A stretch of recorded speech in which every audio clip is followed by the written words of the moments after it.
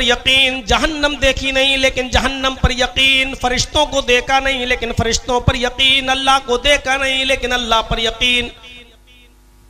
جناتوں کو دیکھا نہیں لیکن جناتوں پر یقین کہ ہاں ہے ایک مخلوق اور اس کو اللہ تعالیٰ نے صرف اپنی عبادت کے لیے پیدا کیا. وَمَا خَلَقْتُ الْجِنَّ وَالْإِنسَ إِلَّا لِيَعْبُدُونَ، میں نے جنوں کو اور انسانوں کو صرف اور صرف اس لیے پیدا کیا تاکہ وہ میری عبادت کریں، میری پوجا کریں، میری بھکتی کریں، میری تپسیا کریں، میری عبادت کریں اور میرے علاوہ کسی کی عبادت نہ کریں. میں نے انسانوں کو، جنوں کو اور انسانوں کو، جناتوں کو اور انسانوں کو صرف اپنی عبادت کے لیے پیدا کیا.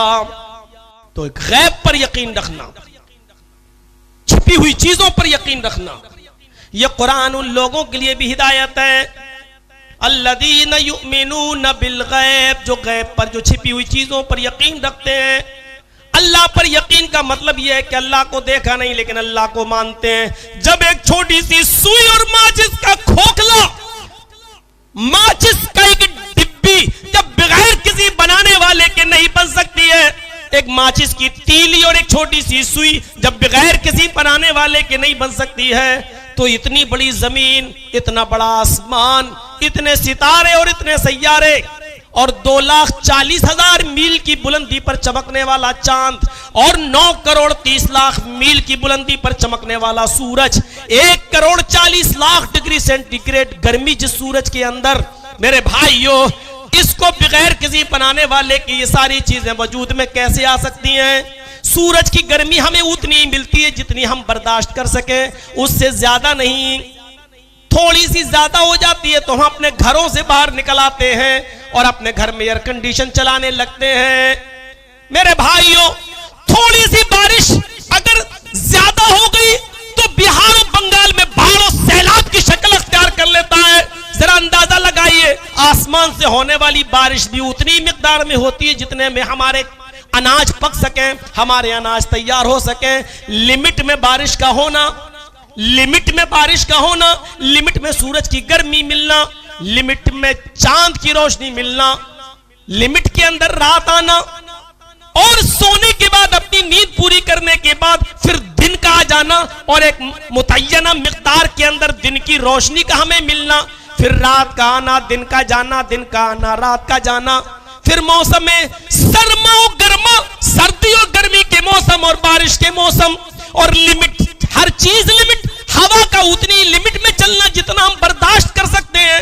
زیادہ لمٹ میں آ جائے تو آندھی و طوفان کی شکل اختیار کر لیتا ہے. ہزاروں لوگ طوفان میں اور سونامی کی لہروں میں تباہ و برباد ہو جاتے ہیں. اندازہ لگائیے یہ سب کام ایک اندازے کے مطابق اللہ تبارک و تعالیٰ کے نافذ کردہ قانون کے مطابق ایک لمٹ کے تحت چل رہے ہیں. اس لیے ماننا پڑے گا کہ اس دنیا کا چلانے والا بھی کوئی ہے. کمیونسٹ مانے یا نہ مانے، کمیوزم مانے یا نہ مانے، دہریہ مانے یا نہ مانے، لیکن مانے بغیر چارہ نہیں ہے. یہ آپ کو ماننا ہی پڑے گا کہ اس دنیا کا نظام چلانے والی کوئی ہستی ہے. اور جرجیز کی نظر میں اور میری نظر میں اسی ہستی کا نام سپر پاور ہے، اسی کا نام کریٹر آف یونیورس ہے، اسی کا نام اللہ ہے، اسی کو آپ گاڈ بھی کہہ سکتے ہیں. مختلف ناموں کو سے اس کو یاد کیا جا سکتا ہے. اگر معنی میں کوئی خرابی پیدا نہ ہو تو میرے بھائیوں اس کو کسی بھی نام سے یاد کیا جا سکتا ہے. وہ ایک ہی ہے اور وہ ہے اللہ،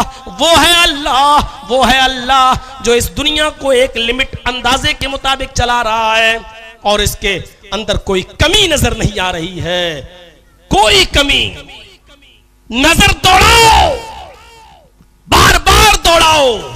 آسمان کی طرف نظر دوڑاؤ. کیا تمہیں کائنات کی تخلیق میں، اس کی اللہ کی پیدائش میں کوئی کمی نظر آتی ہے؟ ایک چھوٹی سی مسجد، ایک چھوٹا سا گھر تم تعمیر کرتے ہو، اس میں کتنے پلر دیتے ہو، کتنی بنیادیں رکھتے ہو، کتنی دیواریں کھڑی کرتے ہو اور کتنے کھمبے اور ستون کھڑا کرتے ہو. لیکن اللہ رب العالمین کی بنائی ہوئی چھت پر ایک نظر ڈالو آسمان پر جو بغیر ستون کے، بغیر کھمبے کے، بغیر اسٹینڈ کے وہ قائم ہے اور ہمارے سروں پر نہیں گر رہی ہے، معلق ہے. اس نے ہمارے سروں کے اوپر آسمان کو بغیر ستون کے ٹکا رکھا ہے. یہ قدرت خداوندی ہے جس کا کوئی انکار نہیں کر سکتا ہے. اور پھر ان میں جگمگاتے ہوئے ستارے،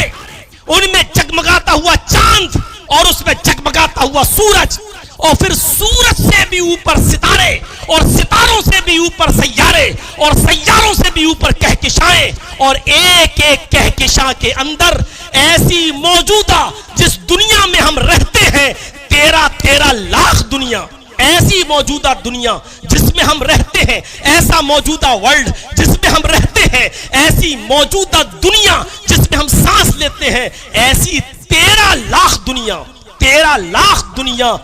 اس کہکشاں کے کونے میں آ جائیں گی، اور ایسی کہکشائیں ہزاروں نہیں لاکھوں کی تعداد میں موجود ہیں آسمان میں۔ یہ کسی قدرت، یہ اللہ کے قدرت کے علاوہ اور اس کی طاقت کے علاوہ، اس سپر پاور کے علاوہ میرے بھائیوں کون ایسی ہستی ہے جو اس کارنامے کو انجام دے سکے؟ ذرا اندازہ لگائیے، آپ اندازہ لگائیے۔ الذین یؤمنون بالغیب، غیب پر ایمان رکھنے کا مطلب یہ ہے کہ اللہ کو دیکھا نہیں ہے، لیکن اس کی کاریگری کو دیکھ کر ہمیں ماننا پڑے گا کہ اللہ ہے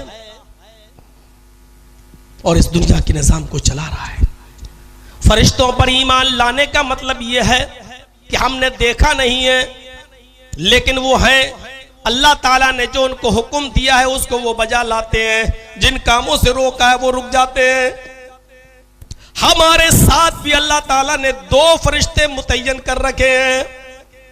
جو ہمارے باڈی گارڈ ہیں، حیثیت سے نہیں کہ وہ ہمارے جسم کی حفاظت کر رہے ہیں یا کوئی ہمیں گولی مارے تو وہ روک لیں گے، اس حیثیت سے نہیں، وہ ہمارے باڈی گارڈ ہیں، ایک داہنے کاندھے پر ایک بائیں کاندھے پر۔ وہ باڈی گارڈ یہ کہ ہماری زبان سے جو لفظ نکلتا ہے اچھا نکلا تو